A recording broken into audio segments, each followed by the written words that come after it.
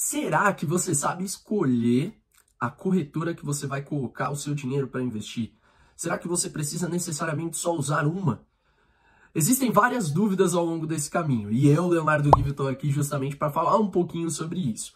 Então, normalmente, quando você vai escolher a sua corretora de investimentos, você precisa pensar basicamente em três coisas, tá? Eu vou trazer essas informações aqui para vocês, até para que fique mais claro aí o que eu preciso olhar para poder direcionar a corretora que eu vou utilizar. Tá? Antes de mais nada, eu queria dizer para você o seguinte: eu, por exemplo, tenho algumas corretoras, eu não utilizo somente uma, tá?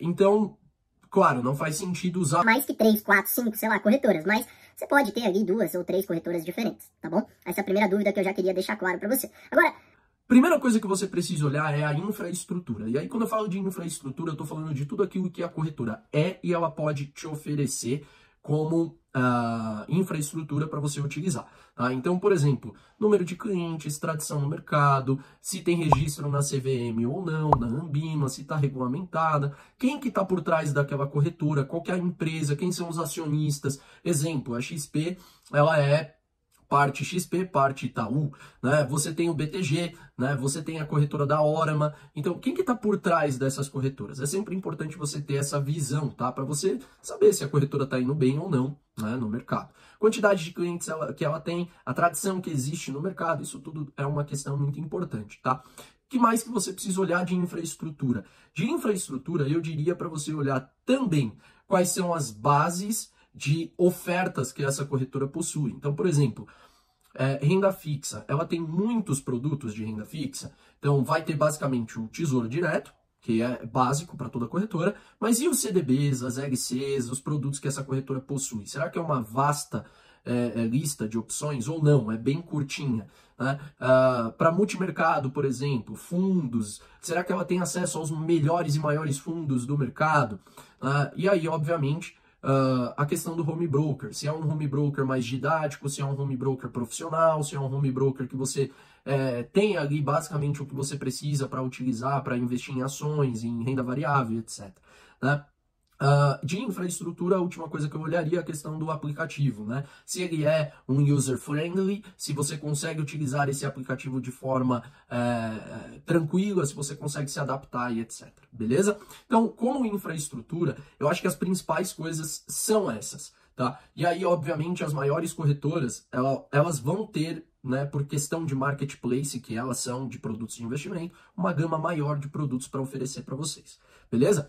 Outra coisa que eu preciso tomar cuidado é, obviamente, a qualidade no atendimento. Então, para isso, normalmente eu utilizo como base o Reclame Aqui, para olhar se ela, quanto tempo ela demora para responder uma reclamação, quanto as pessoas voltariam a fazer negócio com aquela corretora, né? Essas informações básicas dá para conseguir na internet, né? Quanto tempo eu tenho que ficar num atendimento para conseguir fazer alguma coisa. Então, isso tudo são informações que facilitam, né? Porque não adianta nada você pegar uma corretora, deu um problema, você tem que esperar 10, 15, 30 dias úteis para poder resolver esse problema. Então tem que tomar cuidado com isso também, normal. Mas a última coisa também, né, e que é uma das principais que leva as pessoas a utilizarem tal corretora ou tal corretora, é a questão de custos. Tá? Então, na questão de custos, tem alguns custos que eu preciso pontuar aqui para vocês. Quais são esses custos? Taxa de corretagem. É o primeiro custo. Essa taxa ela é para realizar operações de compra e venda de ativos dentro da Bolsa de Valores. Tem corretora que não cobra taxa de corretagem. Eu, Leonardo, inclusive, utilizo essas corretoras.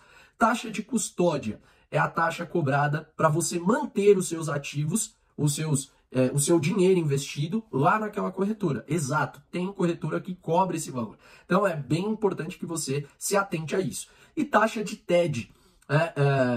A taxa de TED ela é uma taxa que você paga quando você quer transferir dinheiro da tua corretora, ou seja, onde está localizado os seus investimentos, para alguma conta bancária que você tenha. Então, até dando um exemplo, já existem corretoras que utilizam o Pix, por exemplo. Tá? Então, é importante você ficar de olho nessas informações justamente para que você não seja cobrado a mais do que o necessário.